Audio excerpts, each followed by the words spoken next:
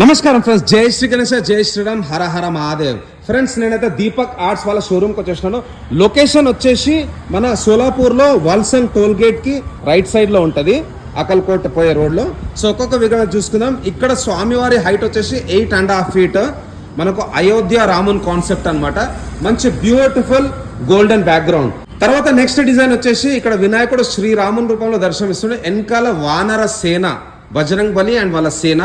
And చూసుకోవచ్చు ఇక్కడ శ్రీరామ్, మన రామసేతు కట్టినుండే కదా, సో ఆ కాన్సెప్ట్ అనమాట. ఇక్కడ మన బజరంగ్ బలి శ్రీరామ్ అని రాసి అయితే అందరికి ఇస్తున్నాడు.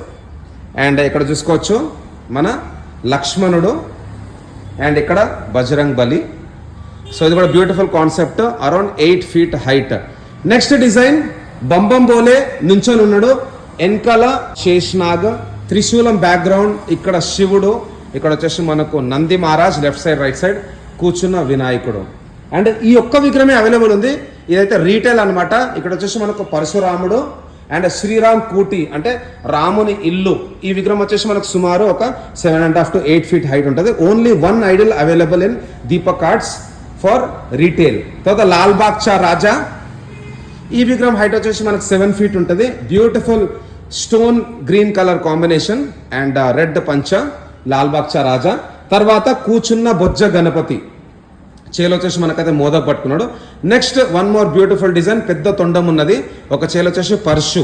తర్వాత దగడు సేట్, ఆల్ టైమ్ ఫేవరెట్ అందరికి, చేలో అయితే మనకు మోదక్ పట్టుకుని అయితే దర్శనం ఇస్తున్నాడు. ఈ వినాయకుడు హైట్ వచ్చేసి మనకు సుమారు ఒక 6.5 feet ఉంటుంది. ఇక్కడ రాముని రూపంలో అయితే వినాయకుడు దర్శనం ఇస్తున్నాడు, కూర్చున్నాడు. అండ్ నెక్స్ట్ వన్స్ అగైన్ మన లాల్ బాగ్చా రాజా, అరౌండ్ ఒక 6 feet హైట్ ఉంటుంది. వెనకాల అయితే చాలా బ్యూటిఫుల్గా ఉన్నది. వినాయకుడు వచ్చేసి మనకు శివుని రూపంలో దర్శనం ఇస్తుంది, చూసుకోవచ్చు.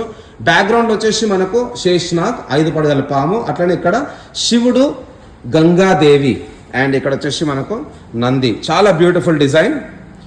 నెక్స్ట్ ఇంకొక వినాయకుడు, ఇక్కడ ఒక చేలో వచ్చేసి పర్సు అండ్ ఈ చేలో కూడా మనకైతే పర్సు ఉందన్నమాట. అంటే మన గొడ్డలి, పెద్ద చెవులు. వినాయకుడు అయితే మంచి కూర్చొని దర్శనం ఇస్తున్నాడు. అండ్ లాస్ట్ విగ్రహం వచ్చేసి ఇక్కడ మన కోలాపూర్ లక్ష్మీదేవి బ్యాక్గ్రౌండ్ అండ్ వినాయకుడు అయితే కూర్చొని దర్శనమిస్తుండు. ప్రతి విగ్రహంలో కూడా మనకైతే అరౌండ్ 4 to 5 కలర్ కాంబినేషన్స్ ఉన్నాయి.